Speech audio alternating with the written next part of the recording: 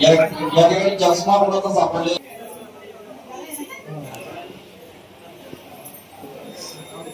गायनाची सहभागी करणारे बरेच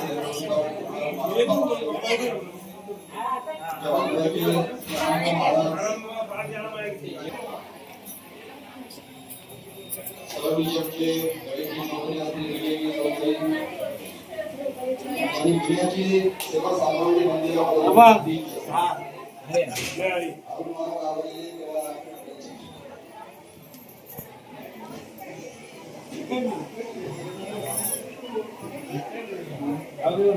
पाण्याची व्यवस्था नसेल. नंबर 6 लाज आहे ना, लाज फक्त माणसालाच आहे. माणसं कपडे वापरतात, पशु पक्षी कपडे वापरतात, मी त्याला लाज नाही. माणसाला लाज हे भूषण आहे माणसाचं. नागमाने एक सुंदर ओवी लिहिली आहे, निज कन्येशी शिकली माता, लाज धरावी लोका देखता, एकांत मिळ्या कांताला सर्वता सोडावी. मोटरसायकलवर सोमवार नको, याच्याकरता बेडरूम आहे, जरा मर्यादा सांभाळा. लाज हे माणसाचं भूषण आहे. नंबर 7 देवाचं स्मरण फक्त माणूसच करू शकतो, बाकी कोण करू शकत नाही. जन्मोन या कोणी वाचे स्मरे राम, हरिहाचे महानिशी. आठवं वैशिष्ट्य आहे, या देहाची इच्छा स्वर्गात देव करतात. इहलोकीचा देव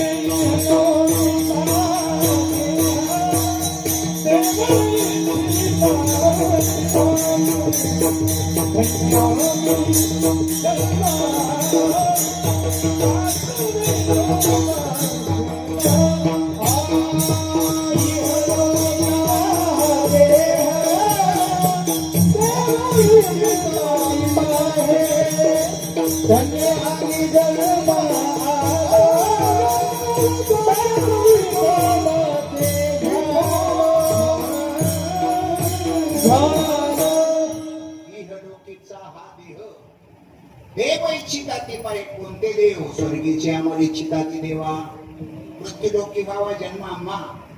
स्वर्गातल्या देवाच्या देहामध्ये आपल्या देहामध्ये फार मोठा फरक आहे. आपल्या सगळ्यांना 6 विकार आहेत, स्वर्गातल्या देवांच्या देहामध्ये विकार नाहीत. कोणते 6 विकार?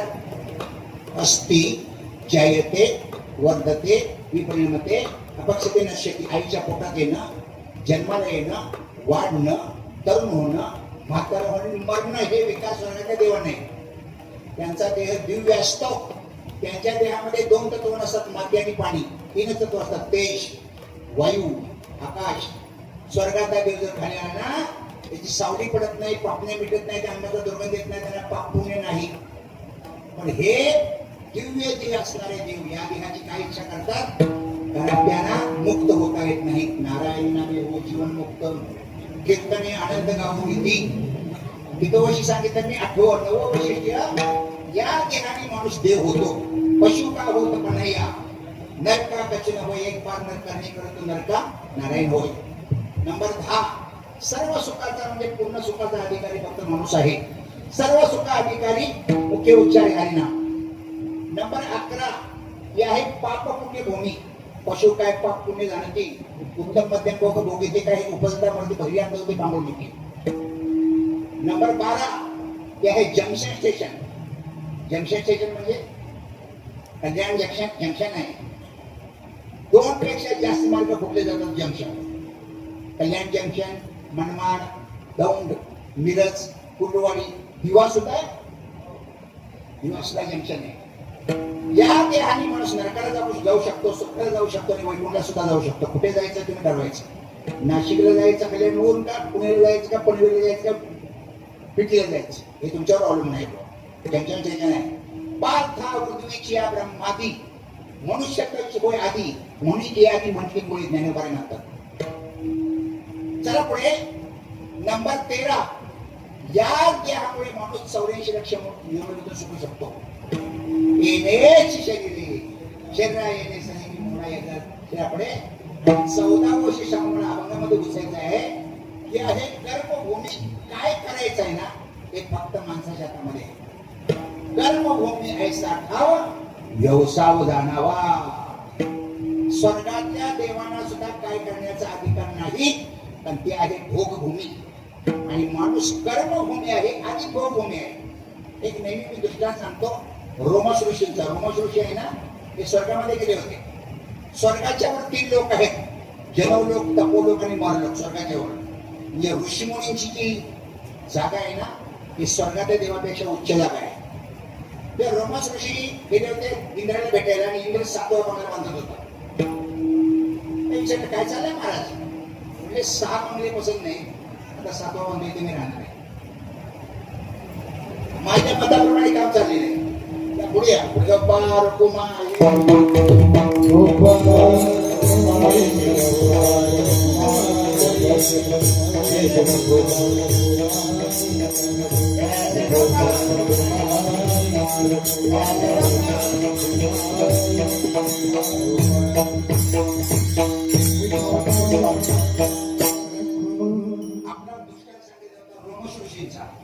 खरं म्हणजे वक्ता आहे ना, श्रोत्यावर अवलंबून आहे. चंद्रकांत द्रवता किर होईल हे हातवरची चंद्रिकी आहे. ऐसा वक्ता तो वक्ता नाही. श्रोत्याने माझ्यावर लक्ष दिलं पाहिजे. तर तुमच्याकडे बघून मी बोलतोय. जे मागून येतील ना त्यांनी मागेच बसा.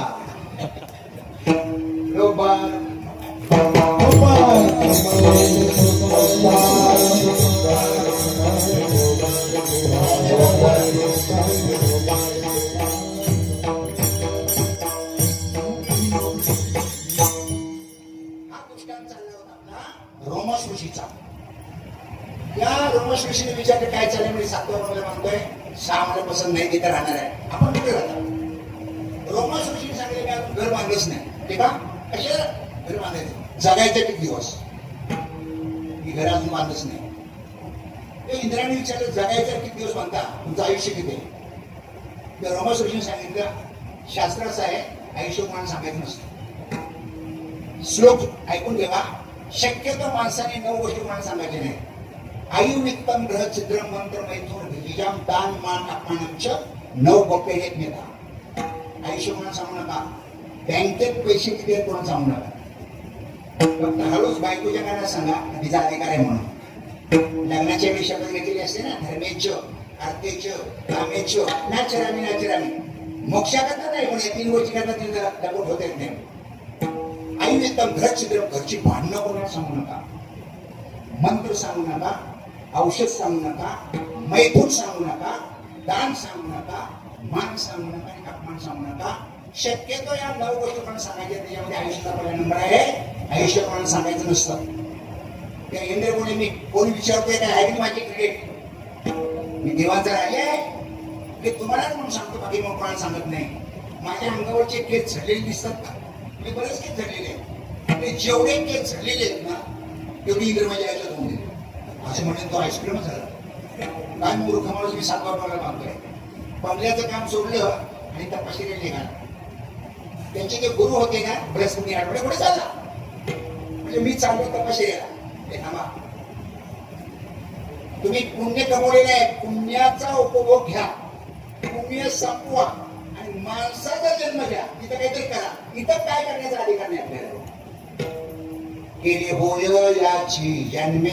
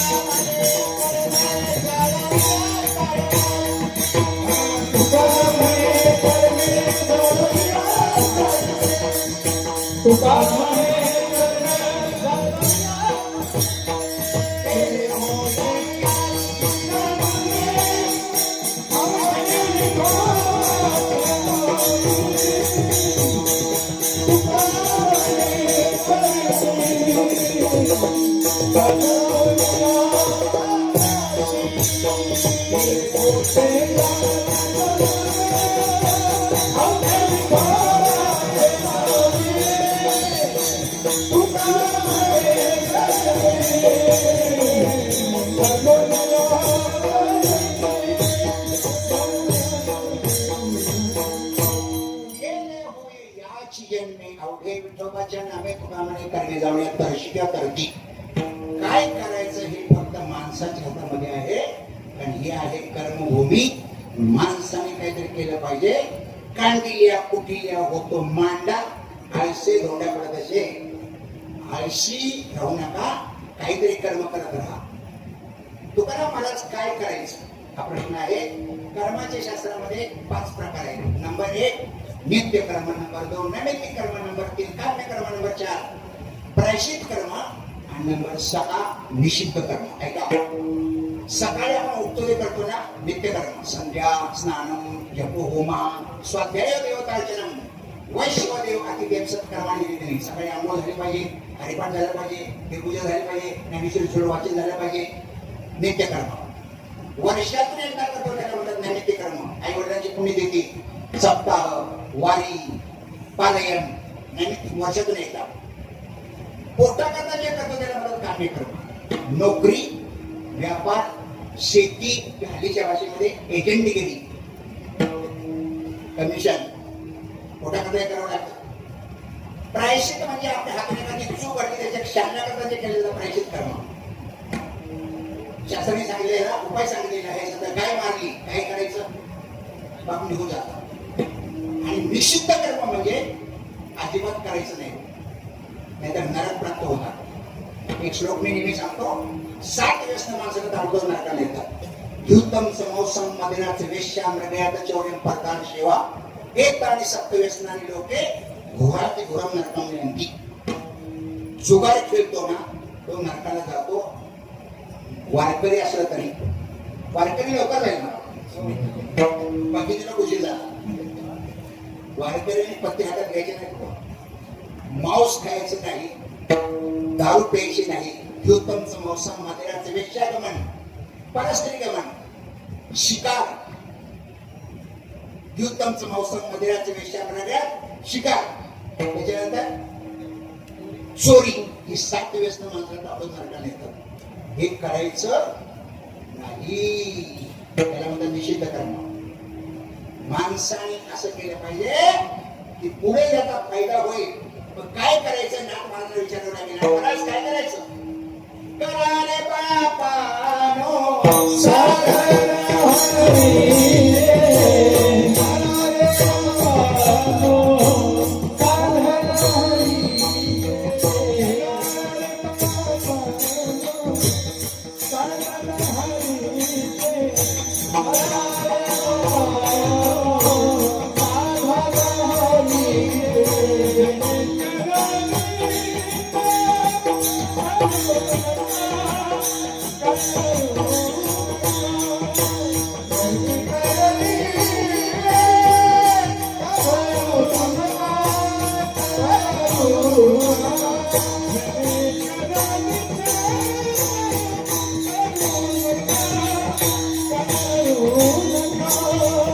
Oh,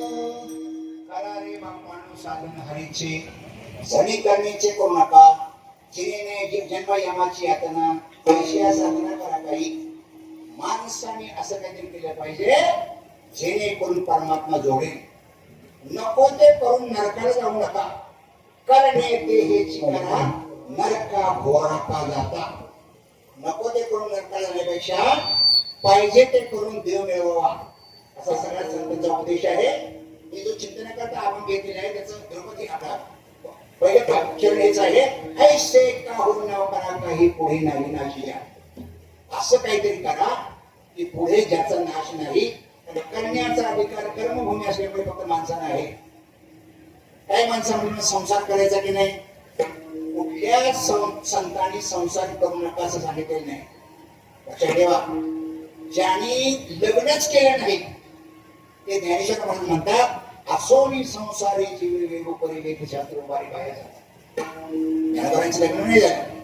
तर त्यांना पण पोरगी देत नव्हतं की काय अरे लग्नाचं वय 25 वर्ष 22 वर्ष समाधी घेतली लग्न कसं काय करणार आपले 5 संत महत्वाचे आहेत आपल्या वारकरी संप्रदायाने आपण सगळ्यांना मानतो नंबर 1 ज्ञानेश्वर महाराज नंबर 2 नामदेव रे नंबर 3 एकनाथ महाराज नंबर 4 तुकाराम महाराज आणि नंबर 5 ज्ञानोबा आहे त्याला संत पंचायत म्हणतात या 5 संतांपैकी 4 लग्न झालेले आहे नामदेवराचं लग्न तुकारामांची 2 लग्न 7 मुलं फक्त ज्ञानेश्वर महाराजांचे लग्न झाले नाही पण त्याच्याकरता मात्र संसार सोडण्याची गरज नाही असोनी संसारी जीव शास्त्र उभारी बाहेर जातात जगामध्ये सर्वश्रेष्ठ भक्त कोण याचं उत्तर आहे गवळणी गवळणीने आपला संसार कधी सोडला नाही देवाला नाचवलं कोण धन्य भाग्याचे जन्म या संसारी ज्यांचे ध्यानीमानी नित्य काळ हरी करिता काम करण्याच्या दृष्टीने आणि बोलता चालता जीविता निरंतर येऊ या गवळणीने संसार सोडला नाही आणि देवाला कधीच विसरले नाही त्यामुळे देव त्यांचा ऋणी झाला मग कसं करायचा संसार आणि संसार करायचा मनाने परमार्थ करायचा मनाने समजा काम हे फक्त तुमचं मन बघतो तुमच्याकडे धन किती आहे तुमच्या मागे किती जन आहे तुमच्याकडे तर कसं आहे काय विचार करत नाही तू मन हे मीची करी माझी या भक्ती प्रेम धरी सर्वत्र नमस्कारी मध्ये का ते देवाला फक्त मन द्यायचं बाकी कोणाला मन नाही दिलं तर चालेल फक्त देवाला द्यायचं पण देवाला बाकीचं दिलं तर काही चालत नाही फक्त मन मागतो देव मनाने करायचा परमार्थ आणि तनाने करायचा संसार संसारही चांगला होतो आणि परमार्थ सुद्धा चांगला होतो हे धर्म जाणलं पाहिजे या तुकाराम महाराज म्हणतो ऐसे का होऊन नका काही पुढे नाही नाशिका माणसाने असं नाही केलं पाहिजे पुढे त्याचा फायदा होईल मला वाटतं ही माणसं जवानीमध्ये ना व्यसनाची झाली ना आता ते शिवे खात आहेत प्रथमे नाजितं विद्या द्वितीय नाजितं धनम तृतीय नाजितं पुण्यम चतुर्थे किम करिष्यति सुभाषित आहे पहिले 25 वर्ष ना विद्या मिळवा दुसरी 25 वर्ष धन मिळवा तिसरी 25 वर्ष पुण्य मिळवा मग मात्र शेवटी तुम्ही आरामशी बसून खाल आणि त्या शिंघाण्या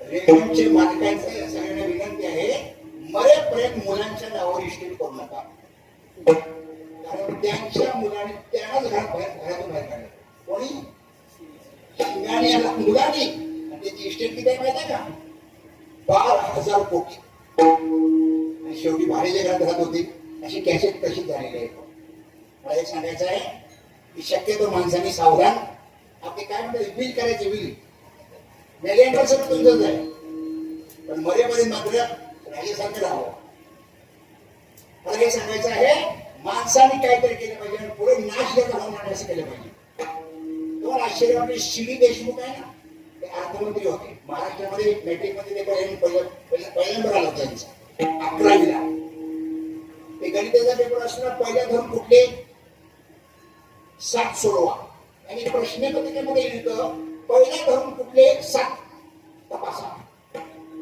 सगळा पेपर सोडवलं 100 पैकी 100 मार्क. ते भारताचे अर्थमंत्री झाले पंडित जवाहरलाल नेहरूच्या वेळी आणि त्याने कामगारांना चांगला कायदा काढला. 1.25% प्रायव्हेट फंड कापायचे. त्यांचा कायदा लक्षात ठेवा.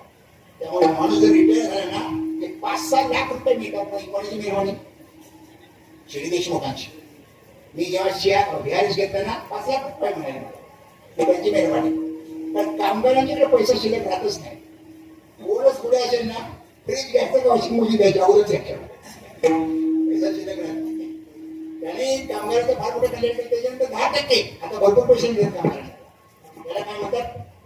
दूरदृष्टी. माझं उदाहरण सांगतो. मी कंपनीमध्ये असताना म्हणजे सगळी वेळ मी परमात्मा खर्च झालेलो. माझे मित्र सुट्टी झाली ना तेच पत्ते काढणार, ते झोपा काढणार, मी ज्ञानेश्वरीने बसणार, काकाकडून मित्र बसणार. आता ते जवळजवळ काही वर गेले आणि काही घरातले माशा मारतात आणि मला विचारतात बोल टाइमपास कसं काय करतो? पास का नाही करतो म्हणजे टाइमच निवडून काय कमायला. मी जर त्यावेळी गप्पा मारल्या असत्या, पत्ते खेळलो असतो, त्या झोपा काढले असते ना तर आनंद मिळाला असता. हा माणसाने जवानीमध्ये ना जेवढी तुम्हाला वेळ मिळते ना तुम्ही परमात्म्यामध्ये खर्च करा. लोक पायामुळे तुम्हाला जेवायला घालणार. ज्याला ज्ञान मिळवायचंय त्यांनी क्षण वाया घालवता कामा नये आणि ज्याला धन मिळवायचंय त्यांनी कण हे आपण बरोबर करतो. तर माणसाच्या जीवनामध्ये वेळ फार महत्व आहे. महाराज हे कोटी सांगायचे. वेळेचे 3 प्रकार आहेत. नंबर 1 अनर्थक, नंबर 2 निरर्थक, नंबर 3 सार्थक. जी वेळ पत्ते गुटण्यामध्ये जाते, व्यसनामध्ये जाते ना बेअरगारमध्ये अनर्थक. जी वेळ टीव्हीच्या मालिका बघण्यामध्ये जाते, मोबाईलचे टॅक्स बघण्यामध्ये जाते, याचं घर त्याचं घर कुत्र्यासारखं फिरण्यामध्ये जाते निरर्थक. आणि जी वेळ हरिमठांमध्ये जाते, कीर्तनामध्ये जाते, पारायणामध्ये जाते, टाकड्यामध्ये जाते सार्थक वेळ. तुमची वेळ तुम्ही कशी घालवता याला फार मोठा मुद्दे आहे. माणसाचा देह मिळालेला आहे. गेलेली वेळ तुम्हाला परत मिळत नाही. पण माणसाने वेळेला किंमत दिली पाहिजे. एक दृष्टांत सांगितलं जातं. एक महात्मा गावावरून चालला होता. महात्म्याचं तेज चेहऱ्यावर होतं. जो माणूस तपश्चर्या करतो चेहऱ्यावर बरोबर उमटलं जातं. भूमीचे मार्दव, सांढे कोमाची लवलव, नाना आचार्य गोर सुखांचे संभ्रमाचे ऐकी स्नेह जैसा उन्नती दर्शनी प्रसिद्धी कोणी पुरुष. ज्याला पाहिल्याबरोबर समाधान होतं समजायचं महात्मा आहे. नामस्मरणाचं चेहऱ्यावरती यायची म्हणजे आवडलं म्हणजे कुठं चालला मी चाललो दुसऱ्या म्हणजे थांबा आमच्या गाव भाविक आहे तुम्हाला चहा मिळेल, दूध मिळेल, नाश्ता सुद्धा मिळेल, जेवण सुद्धा मिळेल. काय पाहिजे बोला. घरून नेल्या हनुमानाच्या मंदिरामध्ये टाकली भोंगडी वगैरे काही पाय पडायला लागले तर त्यांनी सांगितलं मी सगळं करतो पण माझी एक अट आहे. म्हणजे कोणती अट आहे? जो कधीच खोटं बोलत नाही त्याच्या घरी सगळं करतो. कधीच खोटं बोलत नाही. माणसं तुमच्याकडे बघायला लागले खोटं बोलाय आम्ही खोटं बोलतो आणि माणसं एवढं खोटं बोलायला लागले. वय 55 आणि एसटीचा पास वाचायचा पुसा. खोटं बोलून तुम्ही साठवले ना, खोटं बोलायचं काम तुमच्या बरोबर येणार आणि तुम्ही साठवलेल्या पैशावर मुलं मजा करणार असं तुकाराम म्हणतात. 7 चौघडीमध्ये घन लावी मोराची भांडे नाही नारायण तुकाराम सांगला. तेव्हा खोटं बोलून साठवून नका मला सांगायचं. तेव्हा सगळे मागे सगळे मारवाड्या पुढे आले. मारवाड 65 वर्षाचा आणि चला माझ्या घरी. हे 3 प्रश्नाचे उत्तर द्यायला तुमच्या घरी आहे. कोणते 3 प्रश्न? मी तुम्हाला मुलं किती? मला एकच मुलगा आहे. माणसं म्हणजे महाराज काय खोटं बोलतात. आम्हाला सगळ्यांना माहिती तुम्हाला 3 मुलं आहे. एकच काय बोलतो तुम्ही? त्या मारवाड्याने सांगितलं मी 3 मुलांना जन्म दिला पण दोघे माझी सरळ बोलत सुद्धा नाही फक्त एकटाच मला पोचतो. आता सध्या परिस्थिती अशी काय जास्त विश्लेषण करत नाही. चला पुढे. दुसरा प्रश्न विचारला तुमची संपत्ती किती आहे? आणि माझी संपत्ती 1,51,000 रुपये. म्हणजे तुम्ही करोडपती आहात. काय सांगा तुम्ही बोलतात काय बोलता? म्हणजे मी करोडपती खरं आहे पण 1,51,000 मी मंत्र्याला दिले तेवढे माझ्या बरोबर आहे. आणि आपलं आयुष्य किती? माझं आयुष्य 15 वर्ष 65 वर्ष दिसतं. म्हणजे 50 वर्षापर्यंत मी संसार झालेली. मी ठाण्याला राहतो, शिवाजीनगरला. तिकडे सगळे रिटायर मध्ये राहतो. एक माणूस माझ्याबरोबर कीर्तनला आला होता. त्याला कीर्तन एवढं आवडलं मला महाराज हा आमचं सगळं आयुष्य पैसे मिळवणे पैसे खर्च करण्यामध्ये गेलं अन्नप्रकारामध्ये. ते मंदिर वगैरे आता आम्ही बघितलंच नाही. तिथून आलो मला काय आनंद झाला. भाग्यवान तुम्ही कीर्तन करा. ते ऑफिसर लोकांचं सांगतो बहुतेक 99% माणसं पैसा मिळवण्याने पैसा खर्च करण्याने नातेवाईकांचे मिळवण्यामध्ये आयुष्य जातो. म्हणजे माझं आयुष्य आहे ना 50 वर्ष व्यसनामध्ये गेले. आता 15 वर्ष झाले मी माळ घालून नामस्मरण करतोय आणि माझे करतोय. हेच माझं खरं आयुष्य. कोण किती चांगला याला काहीच अर्थ नाही. जगून काय तुम्ही दिवे लावले तुकाराम महाराज म्हणतात असं काहीतरी करा की पुढे त्याचा नाश होणार नाही. अभंगाचं पहिलं चरण. ऐसे मोहन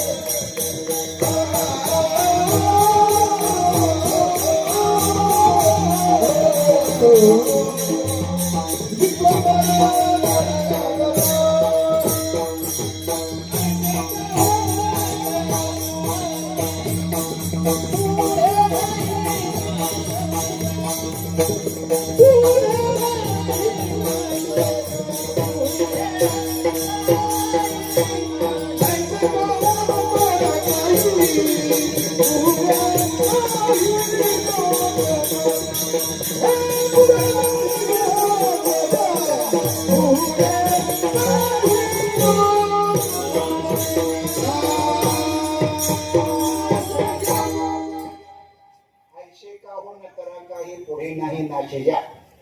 तुकाराम महाराज म्हणतात असं काहीतरी करा ज्याचा पुढे नाश नाही.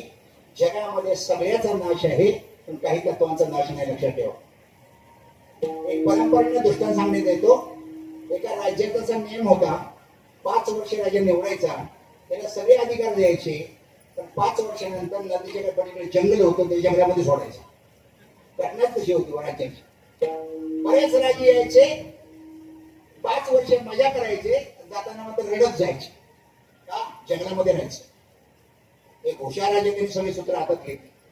तुम्ही करेल तो कायदा, पण 5 वर्षानंतर एकही मिनिट गादीवर बसण्याचा तुम्हाला अधिकार नाही, अशी घटना आपली. आता त्याने सगळी सूत्र हातात घेतली आणि इकडे 5 वर्ष राज्य करता करता ज्या जंगलामध्ये जायचं ना, ते जंगलाचे डेव्हलप करायला घेतले.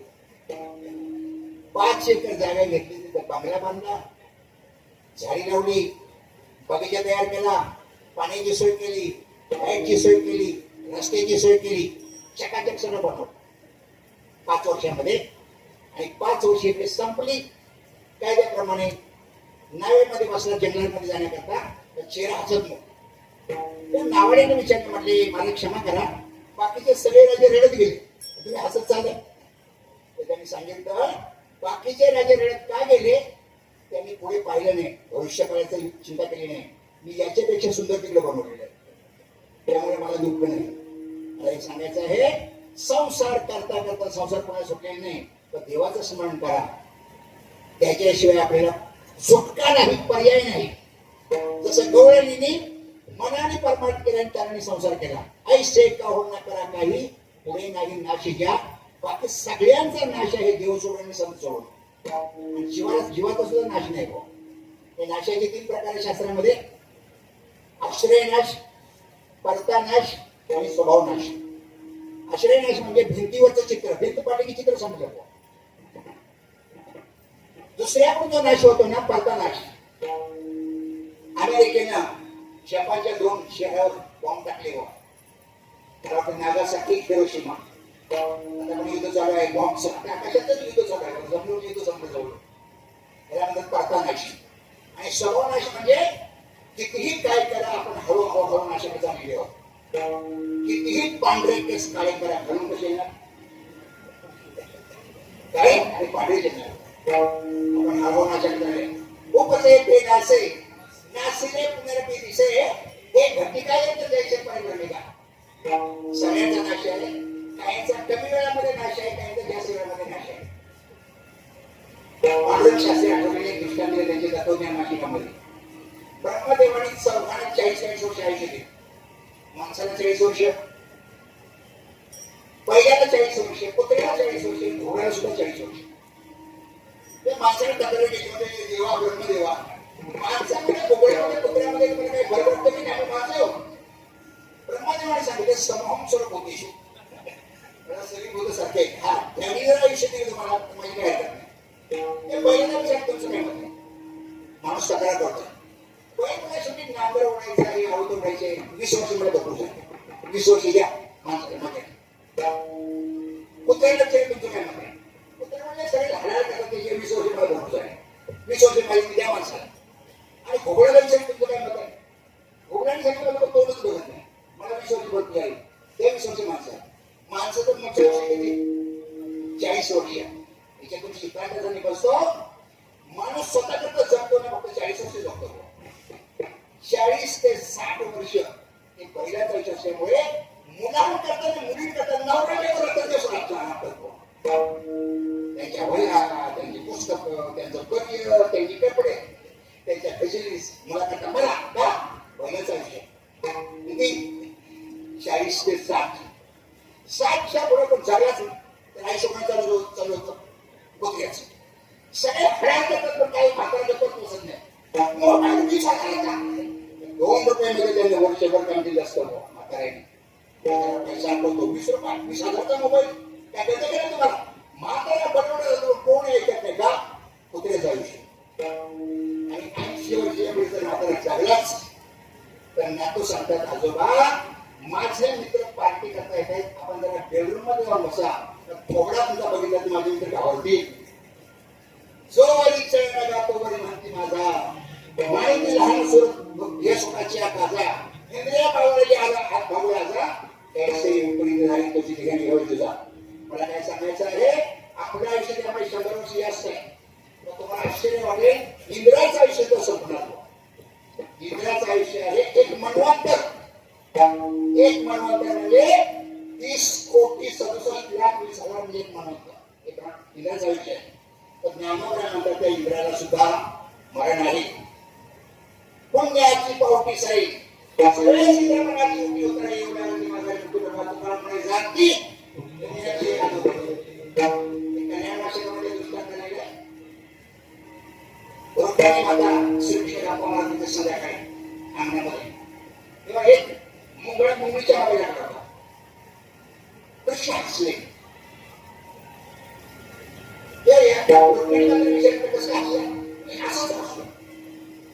रुक्मिणीमध्ये माता बोलली जो विनाकारण हसतो तो अर्धवट असतो. अर्धवट नाही समजण्याचे बाबा कमी असं म्हणजे जोरात हसला. बरोबर तुम्हाला पकडले सांगणार नव्हतं सांगणार आहे कशाला हसला म्हणजे एक मुंगळा मुंगळीच्या मागे लागला म्हणून हसतो. याच्यामध्ये काय आश्चर्य आहे? मुंगळा मुंगळीच्या मागे लागणारच. कृष्णाने सांगितलं तुला माहिती नाही त्या मुंगळ्याला मी 14 वेळा इंद्र बनवलेले आहे पण मूर्खाची सवय लागू लागत नाही. मला काय सांगायचं आहे इंद्राचं आयुष्य सुद्धा संपलं जातं. शेवटचा अभ्यास सांगतो ब्रह्मदेवाचं सुद्धा आयुष्य संपलं जातं. ब्रह्मदेवाचं आहे लोकांना लोकपालांना भयं कल्पतीनाम ब्रह्मणो किंमत भयं द्विपराट करते राजा कैसे पूर्वी श्रीमान पारेपा जो श्रेष्ठ निजाचा सापडला तो एक इंद्रावरच्या नामाशी झाला.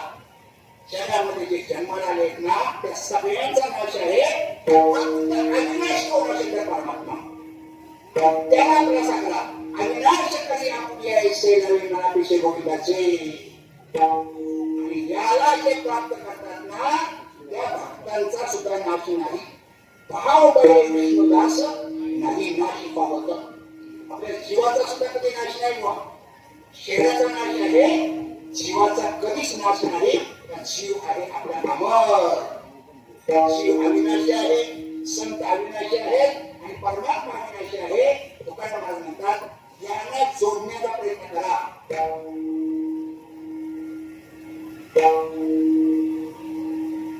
कैसे काहून करा काही तुकाराम महाराजांनी काय करता काय करायचं जर विश्वंभर आहे ना त्याला तुम्ही शरण घ्या. आता माझं सोडा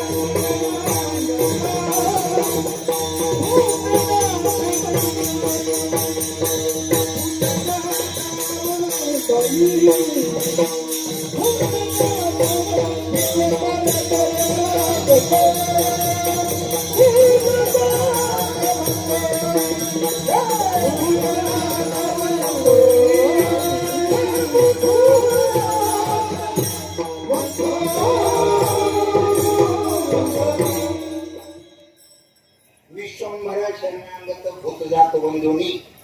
तुकाराम महाराज म्हणतात जो अविनाशी आहे परमात्मा त्याला तुम्ही शरण जा. देवाची भागवतामध्ये 3 रूप आहेत. नंबर 1 ब्रह्म, नंबर 2 विष्णू, नंबर 3 भगवान. वदन्ति तत्ततो विदस्ततो विज्ञान अद्वय ब्रह्मेति परमात्मेति भगवानेति शब्दाने. जो सगळीकडे व्यापक आहे त्याला म्हणतात ब्रह्म. जो वैकुंठामध्ये चतुर्भुज आहे त्याला म्हणतात विष्णू किंवा परमात्मा. जो साधन आणि अकालित त्याला म्हणतात भगवान. राम भगवान, कृष्ण भगवान. आणि ब्रह्म हे व्यापक. विश्वंभर या शब्दाचा अर्थ आहे सगळ्या काळामध्ये, सगळ्या देशामध्ये, सगळ्या वस्तूमध्ये पूर्ण भरलेला त्याचा विश्वंभर. विश्वामध्ये भरून ओरलेला. आणि दुसरा अर्थ आहे विश्वाचं भरण पोषण करणारा. तुका म्हणे ज्याचे नाव विश्वंभर त्याचे निरंतर ध्यान करेल. सगळ्यांचं पोट भरतो याला विश्वंभर म्हणतात. माणसाने खाण्यापिण्याची अजिबात चिंता करायची नाही. आई वडील आहे ना फक्त जन्म देण्याकरता कारण आहे.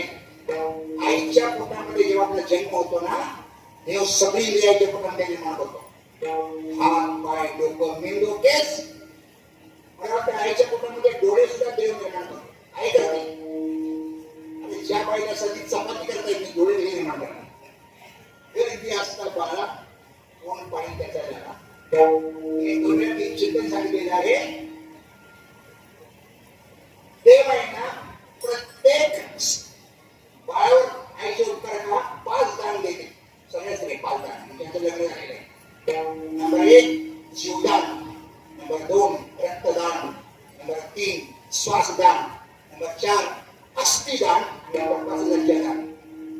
बालकावर ते 5 उपकार द्यायचे. नंबर 1 4 महिन्याचा गर्भ झाला जीव कोणामध्ये प्रवेश करतो? कोणाच्या पोटामध्ये?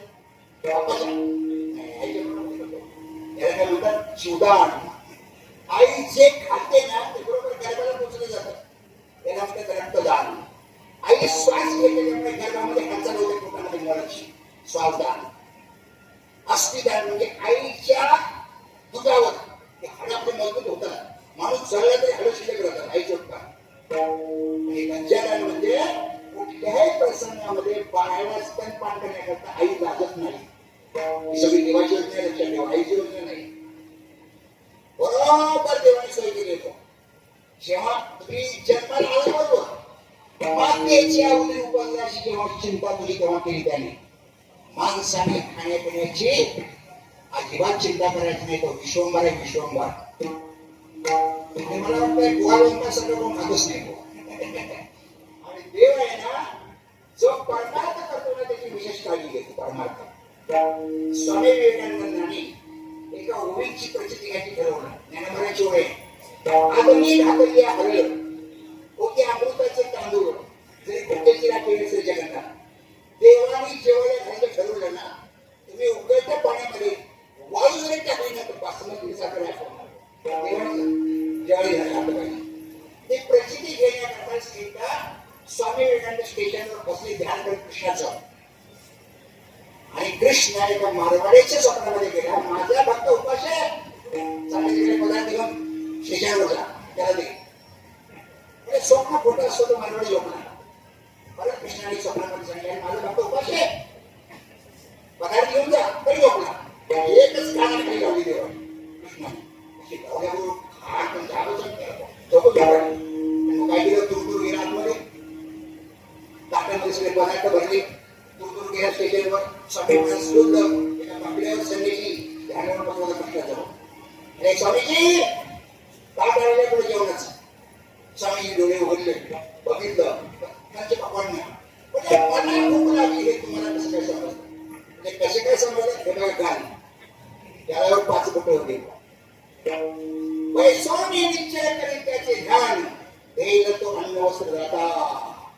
तेव्हा विश्वंभराला शरण जायचं माणसं देवाला शरण का जात नाही. रामानुजाचार्यांनी त्याची 4 कारणं सांगितले.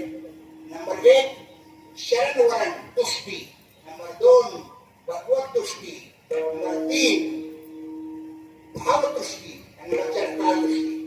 ऐका, शरण वरण तुष्टी म्हणजे माणसं देवाला काय शरण करत नाही, फक्त म्हणतात पंढरपूरला गेले पाहिजे, आळंदीला गेले पाहिजे, पट्टीला गेले पाहिजे, घरातून निघतच नाही कोण. बोलाच कधी बोलतच होता. त्यानंतर शरण वरण तुष्टी. त्याच्यानंतर भाग्यदृष्टी म्हणजे काय? भाग्यदृष्टी म्हणजे माझं भजन कीर्तन पंढरपुराच्या नशिबातच नाही, तो दुसऱ्याला शेटे लावायची तुमच्या नशिबात आहे की काय? भजन घाली भोगावरी अकर्तव्य म्हणजे असं म्हणू नका, त्याला म्हणजे भाग्यदृष्टी. आणि भगवत दृष्टी म्हणजे काय? भगवत दृष्टी म्हणजे ती विठ्ठलाने मला स्वप्नात येऊन सांगितलं पाहिजे पंढरपूरला येईल, म्हणजे विठ्ठलाचं जावं येईल. आणि विठ्ठलाचं तुझ्या काय नडलेलं आहे, यानंतर भगवत दृष्टी. आणि काय माणसं म्हणतात, अहो तुम्ही वर्षातून जाता रिटायर झालं ना पंढरपूरला बसणार. माणसं संसारातून कधी रिटायर होत नाही, वर पोचतात पण देवावर जात नाही. या 4 कारणामुळे माणसं देवाला शरण जात नाही. जो देवाला शरण गेला ना त्याचे सगळे आम्ही देव घेतो. जो मग होय अनन्य शरण दयाचे निवारिणी जन्मवरण या राजी शरणागता शरणेची एकू. माणसाच्या देवाला शरण घेण्याची सगळी काळजी करून घेतो तेव्हा विश्वंभरा शरणांगत त्या देवाला तुम्ही शरण जा. आणि भूत जात बंधुनी बाकीचं लक्षण आहे. जे जे भेटे भूत ते ते मानिले भगवंत, हा भक्तियोग निश्चित जन्माला. मला वाटतं सापाला सुद्धा नमस्कार करा, विंचवाला सुद्धा नमस्कार करा, पण सापाशी विंचवाची म्हणतो दोस्ती करू नका. का म्हणे सर्प विंचू नारायण वंदावे गुरु शिव नाही वर्ण सांगितलं तुकारामध्ये नाही. दुष्टामध्ये देव आहे त्याला नमस्कार करा, पण सर्व भावाने नमस्कार नको संतांना करावं. भूत दया पडते भूत दया पडत जया द्यायच्या बरी संत नमस्कार सर्व भावे संतांना नमस्कार करा. जो विनयाने राहतो ना, नम्रतेने राहतो ना, जगाच्या पाठीवर कुठे राहू शकतो. आता एवढं काय मी मोठे बाबाजी काय दुष्काळ सांगितलं जातो रामायणामधला. रावणाच्या राज्यामध्ये विभीषण रामाचं भजन करत होता. रावणाचा विभीषण त्या रावणाची जे गुप्तहेर घेऊन होते ते बघितलं. हा सकाळी उठतो, अंघोळ करतो, तुळशीला पाणी घालतो, राम घेतो. रामाने सांगितलं तुमचा भाऊ विभीषण आहे ना विरुद्ध पार्टीमध्ये आहे. रावण मला माझे भाऊ मावळा विरुद्ध पार्टीमध्ये कसं काय? तो काय महाराष्ट्राचे एका घरात 3 पक्ष त्याला पकडून घेऊन. आता हे माझं वाक्य माझं वाक्य. तेव्हा विभीषणाला पकडण्याकरता गेले. विभीषणाला पकडला म्हणजे कसं काय पकडलं? गुन्हा काय? अपराध काय? म्हणजे तुझे राम लिहितात, राम हे तुझ्या भावाचे शत्रू आहे. रावणाने सांगितलं राहिलं का कळलं तुला पकडण्यात आलेच आहे. मूर्खाने तुमच्या लक्षात मी राम लिहितो तुझा अर्थ काय माहिती का? राम म्हणजे रावण आणि मग म्हणजे मंदोदरी असं सोडून दिलं. हो तो तुमच्या शत्रूचं नाव नाही. राम म्हणजे रावण आणि मग म्हणजे मंदोदरी. असं तुम्ही राहिले ना जगाच्या मध्ये कसे राहू शकतात. नम्र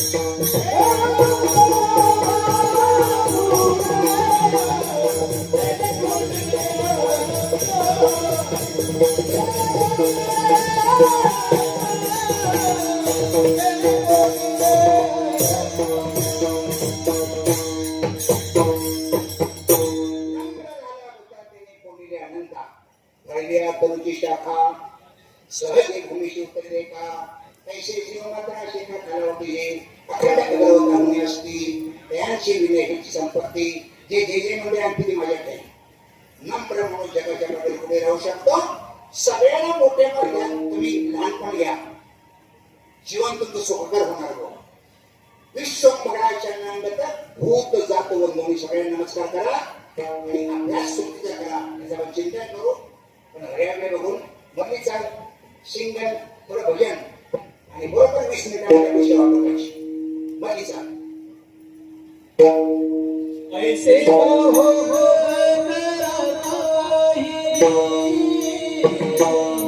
ऐसे कहो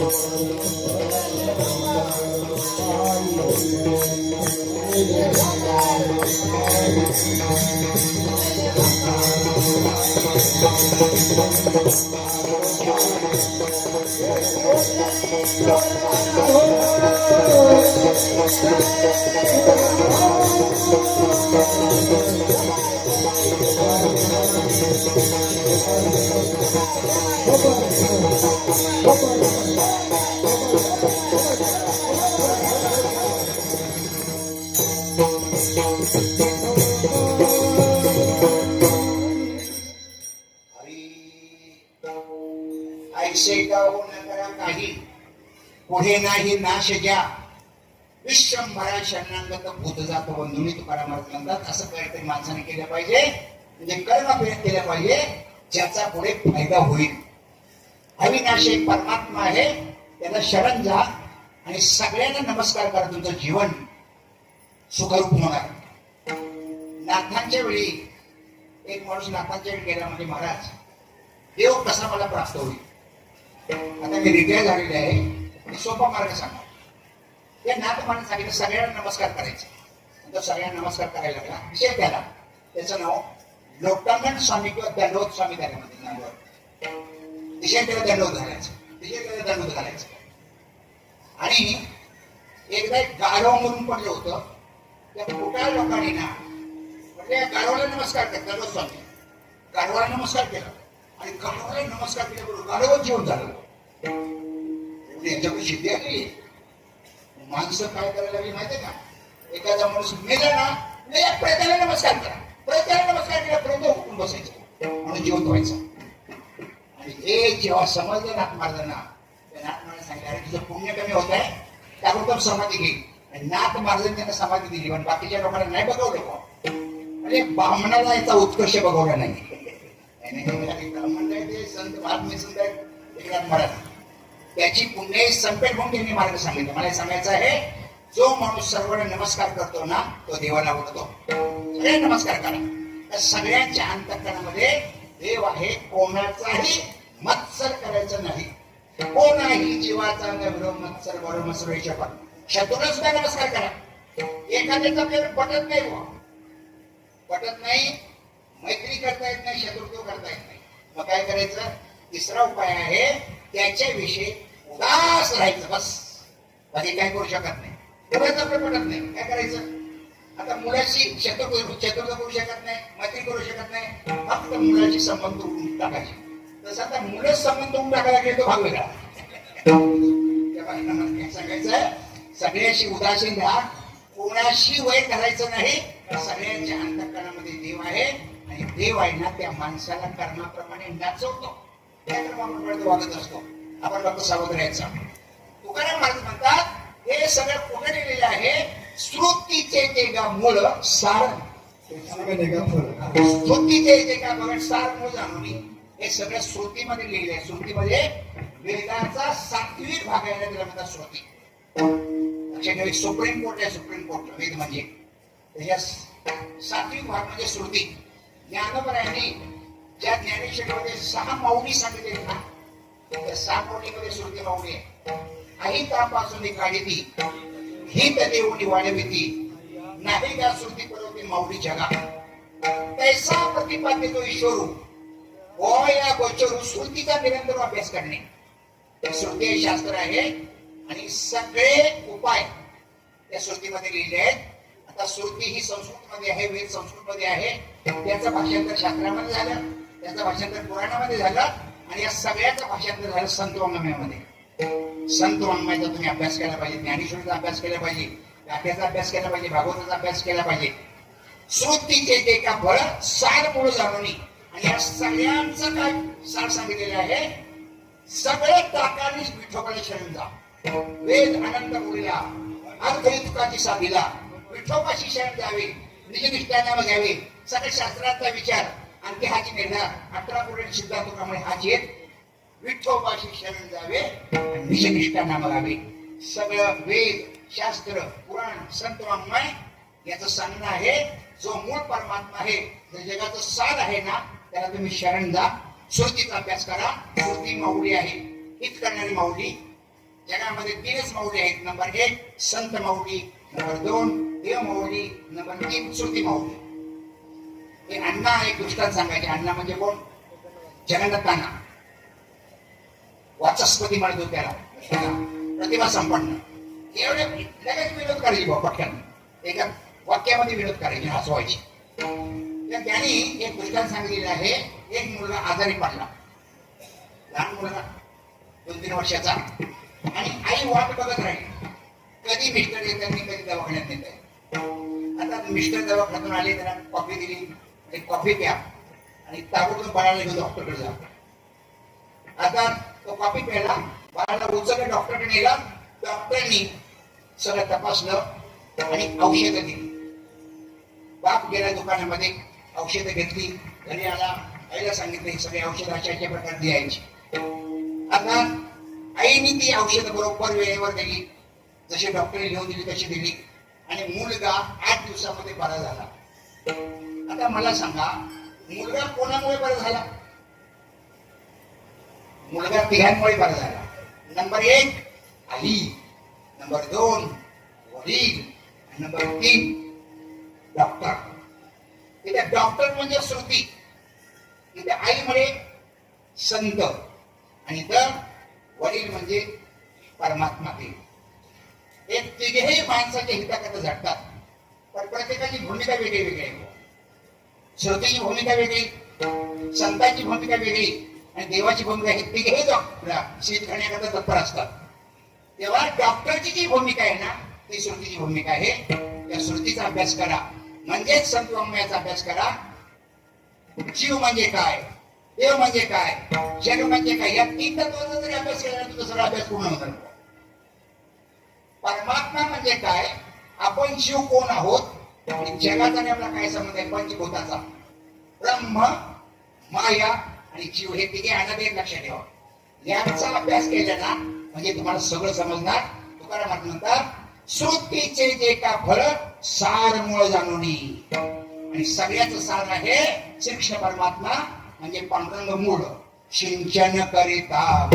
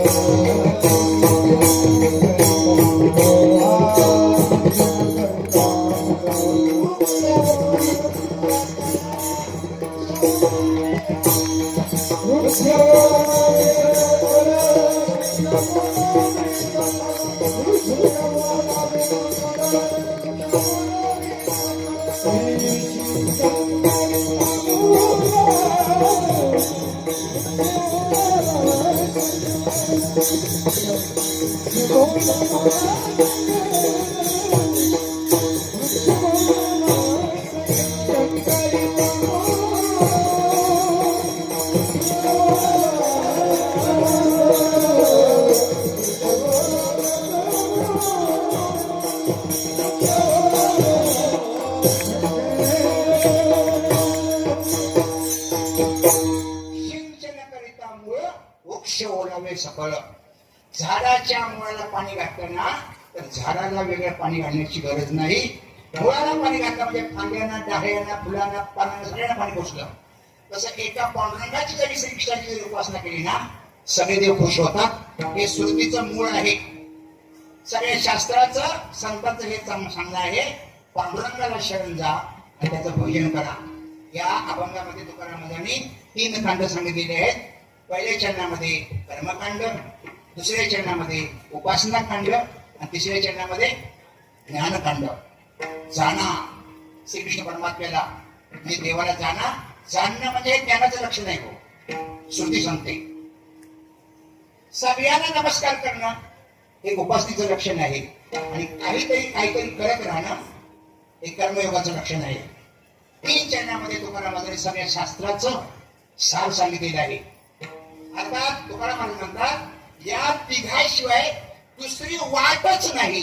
अभंगाचं शेवटचं चरण. तुकाराम पुढे काही, तुकाराम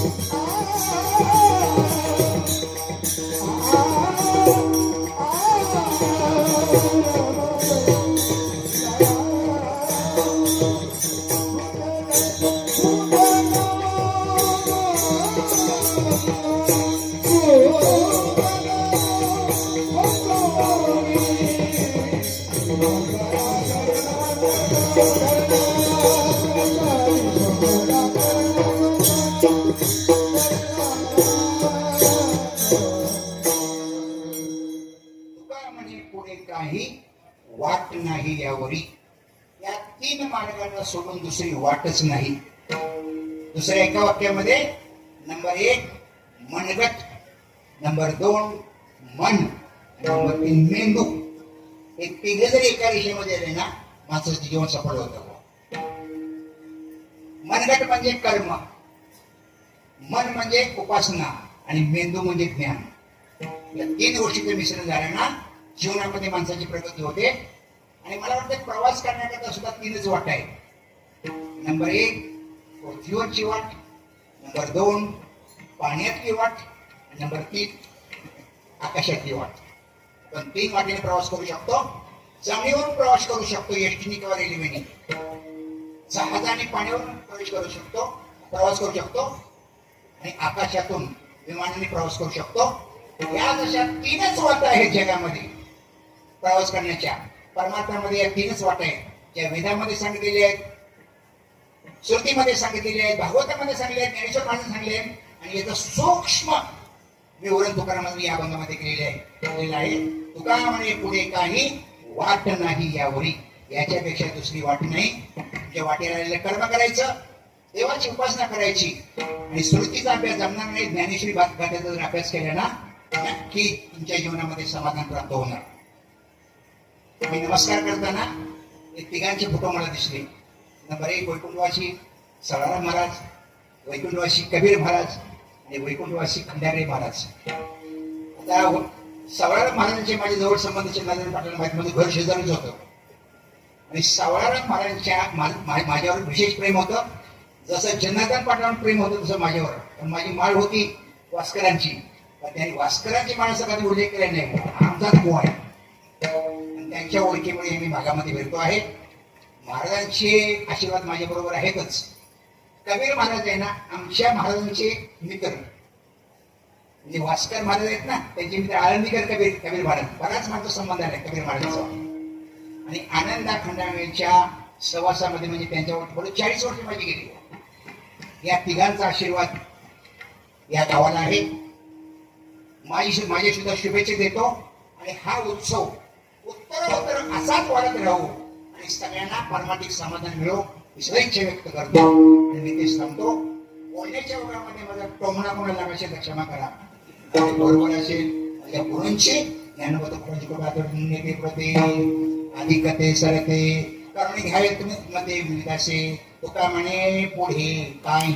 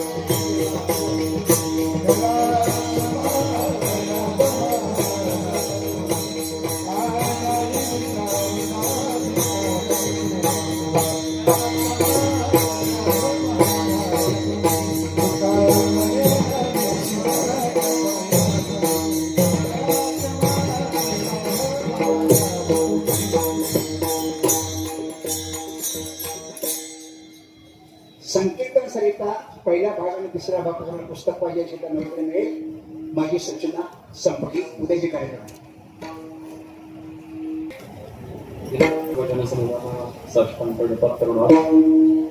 अखंड हरिनाम सप्ताहाचा 68वा वर्षाचा त्यातला तिसरा दिवस आणि तिसऱ्या दिवसाची नियमित कीर्तन सेवा आपल्या सगळ्यांच्या परिचयाची असणार आहे.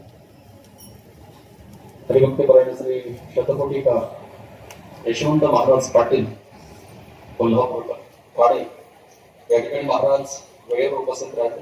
वेळेच्या बाबत तडजोड नाही आणि आलेल्या श्रोते मंडळीला काळजी नसते आणि ते अगोदरच आले की ठरवून येतात महाराजांचं कीर्तन बरोबर 9ला. आता बरोबर 9 वाजलेले त्यांचं कीर्तन म्हणजे बिघडलेलं घड्याळ दुरुस्त करतात आणि गेल्या अनेक वर्षापासून जवळजवळ 40 वर्षापासून अवैधपणे त्यांच्या संपूर्ण आपल्या परिसरामध्ये संपूर्ण महाराष्ट्रामध्ये आणि त्यांची प्रसिद्धी आहेच आणि त्याचं एकमेव कारण सर्व कीर्तनकारांकरता त्यांनी भांडवली निर्माण करून ठेवले. महाराष्ट्रातला प्रत्येक कीर्तनकार त्यांची पुस्तकं संग्रहित करण्याचं काम करतात. ते म्हणजे शतकोटी. एखाद्या कीर्तनकारात जर भांडवल पाहिजे असेल एखादा शब्द अभंग करतात तर शतकोटी उघडली तर लगेच भांडवल मिळतं आणि त्यांनी त्यांचं जे ज्ञान आहे ते स्वतः पुरता मर्यादित न ठेवता सगळ्या समाजाला प्रदान केलेलं आणि निश्चितच त्यांचा स्वभाव त्यांचं वागणं त्यामुळे सर्व समाज त्यांनी जवळून ठेवले. तेव्हा महाराजांचं जेवढं कौतुक करावं तेवढं थोडंच आहे. या ठिकाणी महाराज या ठिकाणी आले सेवा दिल्याबद्दल मी वारकरी संप्रदाय आम्ही होणार परिसराचे उपाध्यक्ष श्री हरिभक्तीपरायण कृष्ण महाराज वाटते यांना विनंती करतो की आपण महाराजांचा यथोचित सन्मान करा.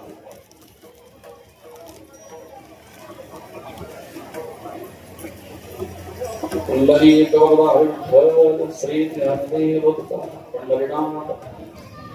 कार्यक्रम उपस्थित सर्व श्रोतृवर्गांच्या या ठिकाणी इतर ग्रामस्थांच्या तर्फे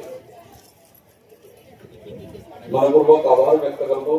आता सगळीच मंडळी नाव घेण्यासारखी लांबून सुद्धा बरीचशी मंडळी आलेली जे त्याच्यावेळेचे आमचे चंद्रकांत दादा आलेले आगासंजय सुद्धा राकेशचे मुंडे असतील सगळे एक ते नसून ते 2-2, 3-3 माणसं आले आणि विशेष मृदुंगाची साथ ज्यांनी या कीर्तनाकरता केली रवीसर भक्तीपरायण रुपेश महाराज शेलार ग्रामस्थांच्या वतीने त्यांचाही सन्मान होतो तेव्हा त्यांनी त्याचा स्वीकार करावा. आमच्या कुक्षाची बरीचशी मंडळी संपूर्ण आंबेलोणार परिसर सापाड असेल. आता व्यक्तिगत कुणाचा नामोल्लेख करणे या ठिकाणी शक्य नाही. संपूर्ण आंबेलोणार परिसर कल्याण तालुका भिवंडी तालुका तसेच सरवलीचे सुद्धा बरीचशी मंडळी आणि आज असं वाटलं की बाकी पडायला कार्यक्रम त्यामुळे मंडळी थोडीशी कमी राहतील पण दुपटीने संख्या फार आमच्या गावातल्या महिला मंडळ शेवटपर्यंत बसले आणि आमचा हाच येतोय की गावातल्या सगळ्या महिला इथे कीर्तना करता आल्या पाहिजे आणि स्वयंपाक आता काही घरी करायचं नाही. महिला मंडळ आले की घरी स्वयंपाक नसल्यामुळे पुरुष मंडळी आपोआप येतात आणि पुरुष मंडळ जरी इथं दिसत नसली तरी सगळे आता जेवणा करतात आणि त्यालाही माहिती आहे उद्या नुसतं जेवण चालणार नाही, वाढण्याची सेवा करावी. पण सगळी मंडळी वाढण्याकरता तत्पर असतात आणि आमचं इताडे गाव म्हटलं की सगळ्या गोष्टींनी संपन्न काहीतरी कमतरता राहत नाही. दानाच्या बाबतीत आणि अतिशय मंडप भव्य दिव्य आहे आणि मंदिर सुद्धा गावात असा कोणाचा बंगला नाही तसं मंदिर करून ठेवलेलं आहे. पण आलं की त्या माणसाला प्रसन्न वाटतं. कोणी आलं की मोबाईल काढून लगेच शूटिंग घेऊन गेले जातात आणि सगळ्या महिला मंडळाची उपस्थिती आणि आमचं मंदिर हेच आमच्या गावचं वैभव आहे.